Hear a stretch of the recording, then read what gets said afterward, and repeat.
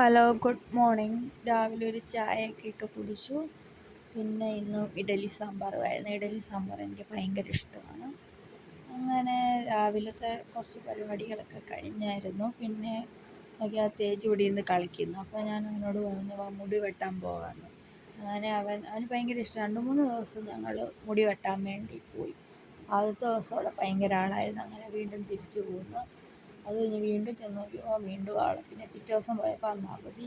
അങ്ങനെ ഇന്ന് 3-മത്തെ ദിവസമാണ് മുടി വെട്ടാൻ പോകുന്നത്. ഇന്ന് എന്തായാലും ആരും ഇല്ലായിരുന്നു, കടയുണ്ടായിരുന്നു. അങ്ങനെ മുടി വെട്ടാൻ കയറി. മുടി വെട്ടിയിട്ട് ഇപ്പോൾ തന്നെ 1 മാസമായി. അപ്പോൾ ഒന്നുകൂടെ പിന്നെ 2-മത്തെ പ്രാവശ്യം വെട്ടാൻ പോവാണ് 1 മാസം കഴിഞ്ഞപ്പോൾ.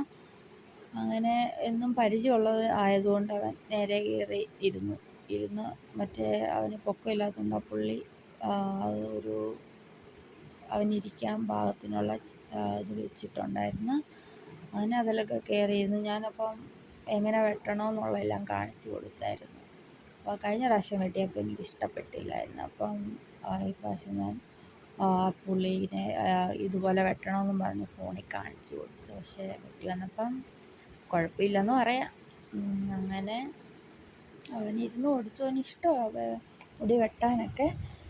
അങ്ങനെ അവൻ വെട്ടിക്കൊണ്ടിരുന്നിങ്ങനെ അങ്ങോട്ട് നോക്കുന്നൊക്കെ ഉണ്ട്. അവന് കാല് ചൊറിയണമെന്നുണ്ട്, കൈ ചൊറിയണമെന്നുണ്ട്, പക്ഷെ നടക്കുന്നില്ല.